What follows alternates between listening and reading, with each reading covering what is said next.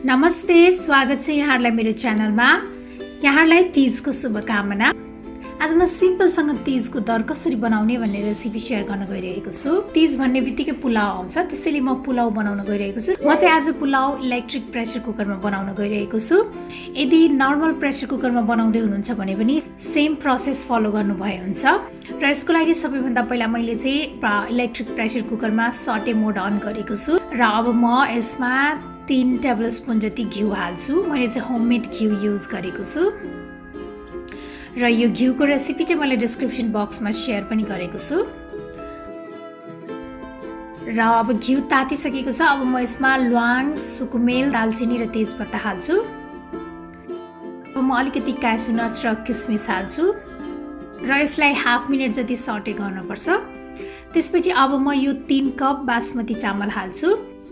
यसलाई चाहिँ मैले राम्रोसँग पखालिसकेको छु र अब यो चामललाई 1 मिनेटसम्म भुट्नुपर्छ।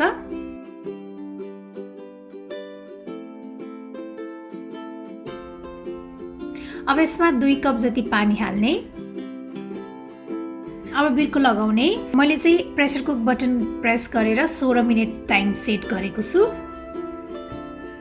हाम्रो यो पुलाव चाहिँ पाक्दै गर्दा म चिकन ग्रेभी पनि बनाइहाल्छु र चिकनको लागि मैले एउटा प्यान बसालेको छु। यसमा म अब अलिकति तोरीको तेल हाल्छु। त्यसपछि मैले ल्वाङ, सुकुमेल, दालचिनी र तेजपत्ता हाले। अब प्याज पनि हाल्ने र प्याजलाई आधा मिनेटसम्म भुट्नुपर्छ।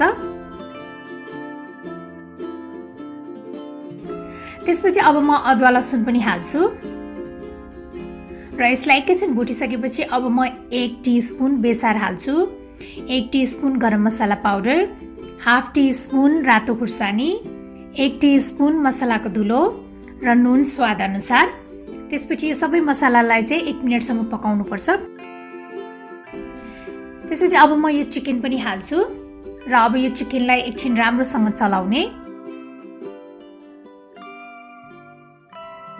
अब यसलाई कभर गरेर मिडियम फ्लेममा 5 मिनेटसम्म पकाउनु पर्छ।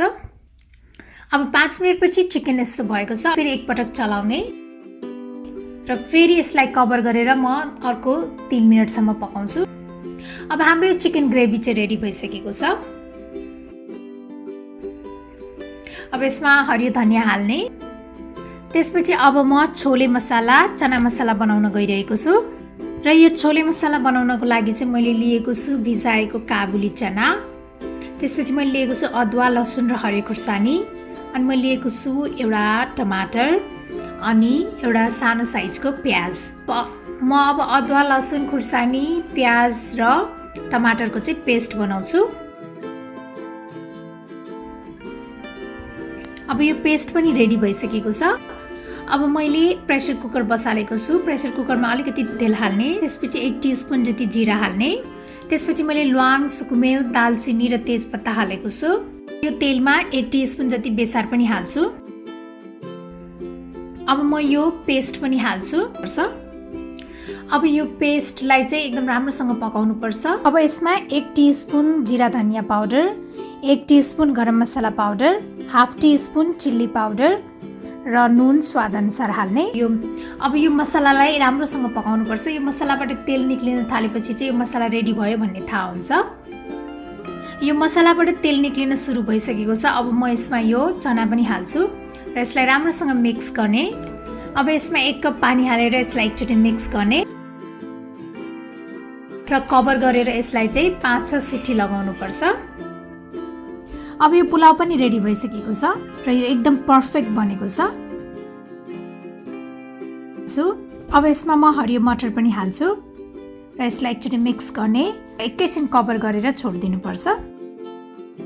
अब यो पुलाव चाहिँ पर्फेक्ट बनेको छ। अब म आलुको अचार पनि बनाउँछु।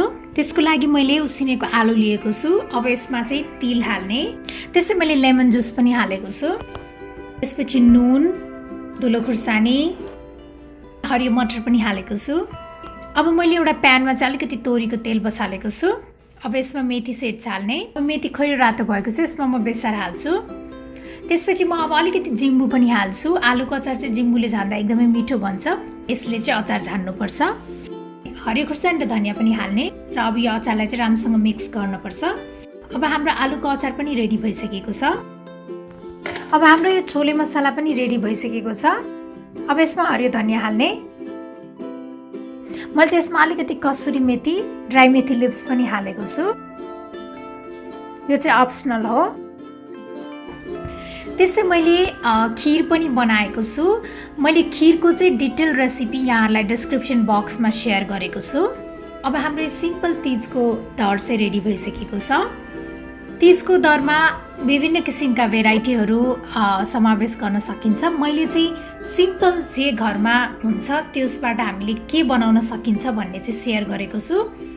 मलाई आशा छ यहाँहरूलाई यो रेसिपी मन पर्यो होला र मेरो अरू यस्तै रेसिपीहरूको लागि मेरो च्यानललाई सब्स्क्राइब गर्न नभुल्नुहोला र मेरो भिडियोलाई लाइक, सेयर र कमेन्ट पनि गरिदिनुहोला। Thank you for watching. Bye bye. Happy Teej.